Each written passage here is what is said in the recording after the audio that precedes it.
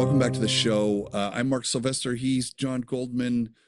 This is Truth Everywhere. John, we've been talking, last week we talked about perforations, which I thought was a fun way into the project. But this week I want to talk about the attention economy. And for those who don't know what that is, it's like brands are trying to buy your attention or they sell your attention, right? Social sells your data so someone can advertise to get your attention. So there's all of that. There's earned media and bought media. Well, you were in the advertising business, right? So your whole, Peripherally, yeah. yeah. Well, you Yeah. would get hired to do these things. When did you first realize that attention itself is the project and not the thing being advertised? In Philadelphia, it was probably like 1989 when I made a piece for the Philadelphia Art Alliance, which is an old art place, enclave, I guess, right in Rittenhouse Square, right Mm, in the center part of Philadelphia. Very old world, next to the Curtis Institute of Music, which is like Juilliard, but in Philadelphia. And I was building a large scale sea slug or nudibranch that would climb up the hmm side of the building. hmm So this was an artwork. This was not really done as an advertisement. But what I learned from that really set the stage for all of my large scale inflatable sculptures that would be placed on the exterior of buildings. And the takeaway from it was that I knew you only had a few seconds mm, for mm, people's attention to latch on to something. And so the same thing is true if something is up, let's say on the 15th or the 20th, or in some cases the mm, 50th floor, and mm. you basically are just trying to say, well, Like, you what's see that that way up gorilla? there? But if you're driving past it, which most people are, you have a very short amount of time. Now, that is not the attention span theater that we have now with uh, social media and other forms of how the advertising industry has basically morphed into a 24/7 constancy. And so if you are looking at something on a side of a building in the real world, not in the digital world, not Right. in one that is printed, you're looking at it and you're seeing it, and it's a greatest opportunity to look at this thing and go, what the hell is that? Mhm. And it's basically trying to say, look, we know that our urban canyons are the way they are. Yes, they're constantly changing in places like New York City, or places where there are more huge cranes than there are people, because there's a lot of development going on. So it's changing in the background. But for the most part, every day you're walking down that street and you see the same thing until the point where you don't see it anymore. So it's changing the visual environment, even temporarily, will be able to make something different and cause attention. And where this all comes from, for me personally, is in the middle 80s when I was in graduate school at MIT. And I was with a friend of mine from Martha's Vineyard, and we were sitting looking out at the water. And we saw this thing way out there, and it was pink or and this was at the beginning of windsurfing. So we thought, oh, Mm. maybe this is a windsurfer way out there. But then we realized, no, I don't think so. So we got in a little skiff and I went out about 3 miles and I found this thing. And it was a gigantic inflatable plastic garbage bag that was bright pink, with on the side of it written, if found, please call this number. Oh my I happened to have been looking for plastic tubing that was endless like that because I came up with a product called Totally Tubulars, which was primarily a decorating and artistic garbage bag, which could go for hundreds and hundreds and hundreds of feet, um, as a decorating. tool, I suppose. It's sort of like coming up with a new kind of balloon. A Anyway, different way to get attention. yes, yes, and it became these things, the Yeah. things on the side of the Mm-hmm. highways and Sure. Sure. Sure. all Sure. that stuff. And so, but it was a way of being able to shake up our visual reality. Right. And that's very important because when you're competing against television and road signs and all this other visual information, if you can make the thing move and you can place it in an unusual place, you have an advantage. So Okay. having truth on these pontoons, there's going to be this kind of motion to it. And Yeah. I'm going to keep coming back to, I want to be on the 40th floor of any building on the Yeah. west side of Manhattan Yeah. when that comes out. Or Let's any let place where there's a viewpoint that Yeah, that it changes your right. visual It's a pattern reality. interrupt, right? It's a Yeah. pattern. It interrupts. And it's So not permanent. That's the thing. It's correct, really correct, correct. critical. So Yeah. the reason why these things, well, the fact was these things were inflatable.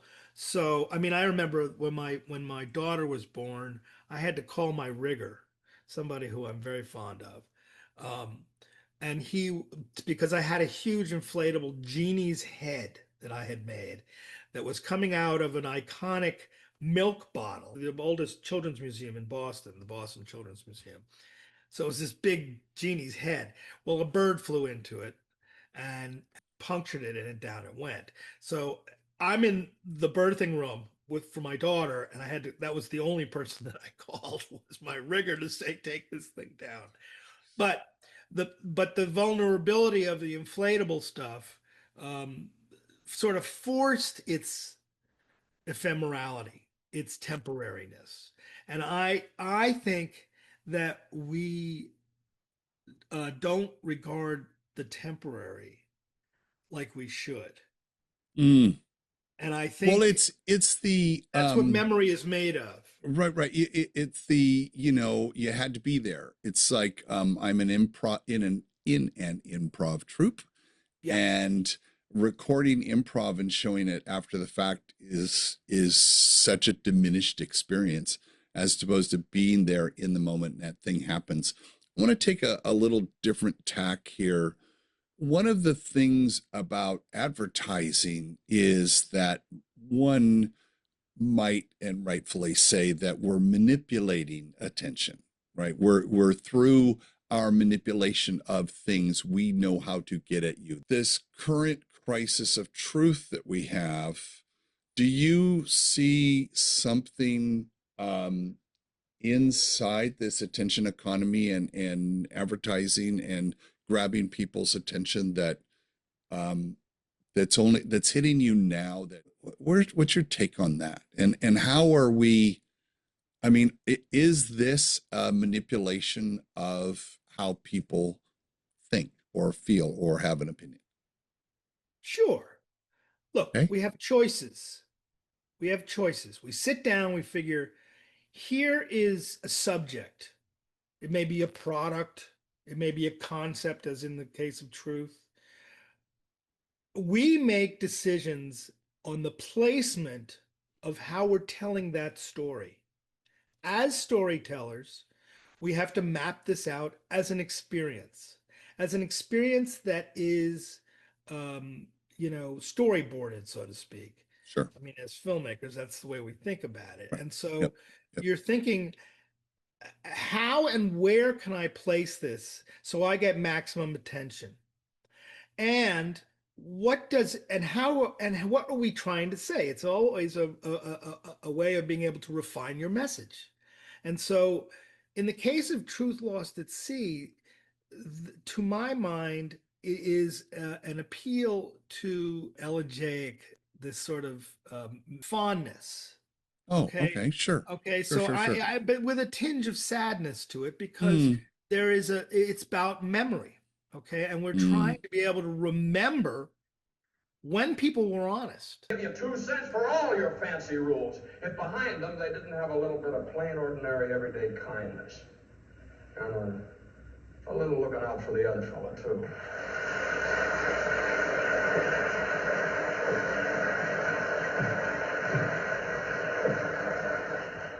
That's pretty important, all that. It's just the blood and bone and sinew of this democracy that some great men handed down to the human race, that's all. Mm. When people did not elevate lying to a place that is de rigueur, that is the zeitgeist, that is the current methodology. Okay, we need to be able to figure out how to be able to get to people. And it used to be when everybody was watching the same television show on the same hour at night, there was this collective mentality at the same moment. So that when AT&T says to you, reach out and touch somebody, they are hitting at a heart chord that says, wow, that is powerful. So I'm going to interrupt you because I think that is absolutely true, and it makes me feel like back in the day, but today, where we have people doom scrolling and we have our attention is co-opted, and everybody, literally everybody, in a destructive way, yes. Yeah, yes, but literally everybody. I mean, there's a whole job category now called influencer, right? They can, what do you want to be? I want to be yes, influence our attention. Yes. Towards some, even if it just stay on the page long enough for an ad to run or whatever that is. So, but this is based on the coding, and this is based on your area. I understand. Which is the coding, and I think that's very, very important to be able to say that when the algorithm is written to be able to garner as many eyes as possible on that. Yep. Then the bots will do what they need to do till their teeth touch. That's it. Correct. They're just doing what you told them to do.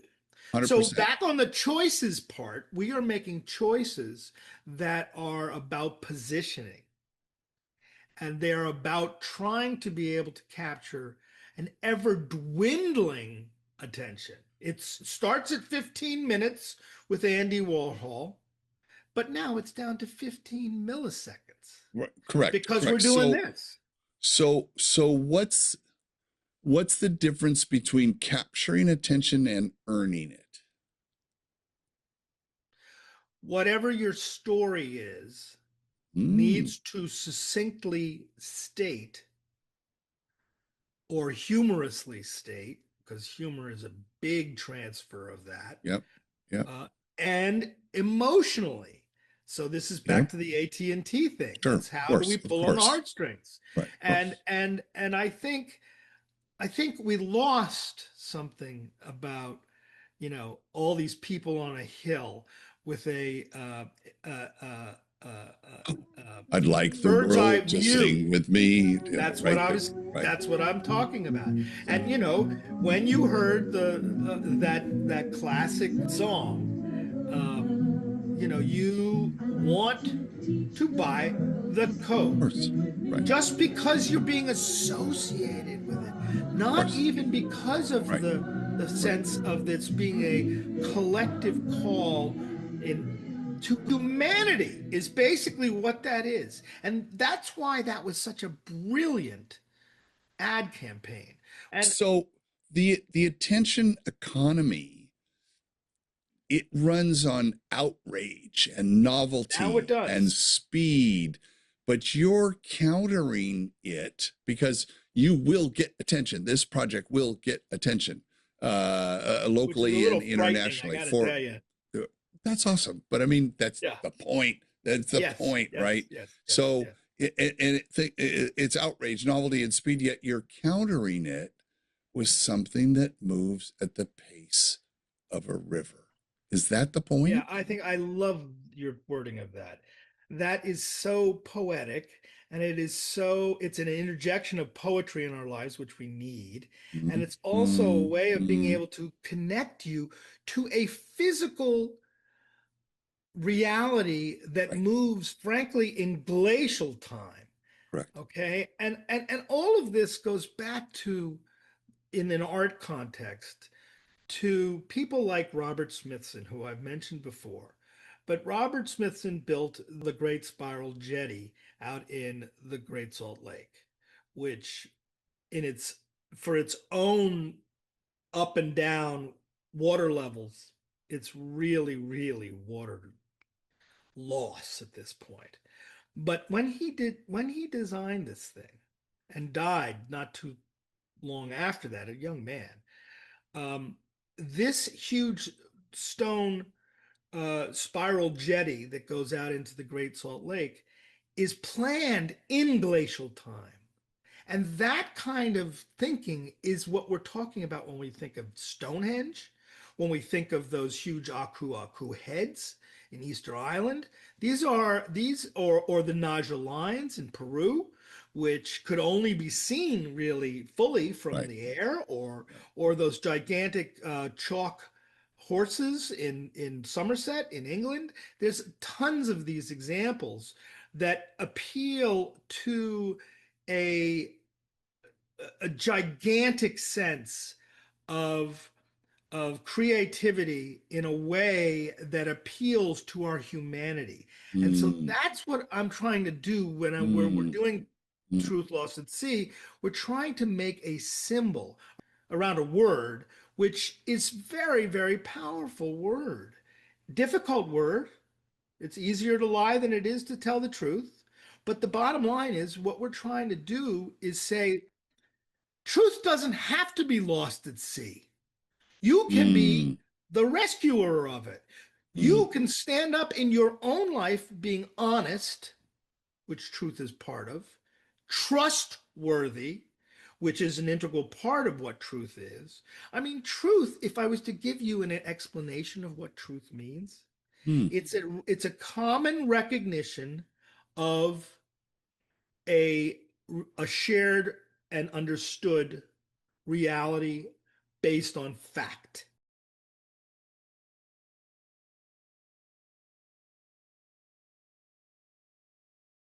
When truth gets the attention it deserves, when this project gets the attention it deserves, and we start a conversation locally and then nationally, because you will have called attention to it. Ideally, this, we get the funding and you get it built, and it's going to take a little while to do all this stuff. Ideally, this is 8 weeks before the midterms, critical time right now in the country. What do you want people to do with that attention? I want to I want them to engage with each other. I want them to figure out a way to have a conversation with people that are outside of their own bubbles, and Mm, not to be able to convince them, because you never will. Never. But to at least be able to be honest in everything that you do. And this is what I think motivates people like Minnesotans, who are the bravest right now, to come out and say, ice out. We don't want people, we care about our neighbors. Um, we care that, we've now just entered into another senseless, endless war state where we really don't understand an outcome. There's a deep dishonesty in that. There's a deep lack of truth and a lack of transparency, which is integral to truth, because that's where we are. Because right. we are run by a bunch of intimidators, not people who are trying to be able to, in some way, help or work towards humanity. It's about themselves. This is not about me and my sense of the truth, even though I will be standing up as the truth guy. We need, as a society, worldwide, to Mm. deal with a lot of really serious issues. Okay, AI being one of them, but just a small one of them. I'm just trying to be able to do what I, in my gut, know is a positive place for humanity. That's what it is. And I'm Again, and using the that's skills that I have to be able to put that exactly, forward. exactly that, and that's what attracted me to the project. People that are watching this, the reason I got involved was I was introduced to it, and I instantly saw that here is one person who is wants to make a difference, and you need some help. That's why I'm here. We could use your help. Go to trutheverywhere.com. The URL's down in the bottom here. We do a show every week where we keep talking to Jonathan. As soon as funding starts rolling, we'll have some live shots, John, from you at during fabrication and all that fun stuff. I look Living for forward to that. that. Exactly. So until next week, John, thank you so much. Thank you.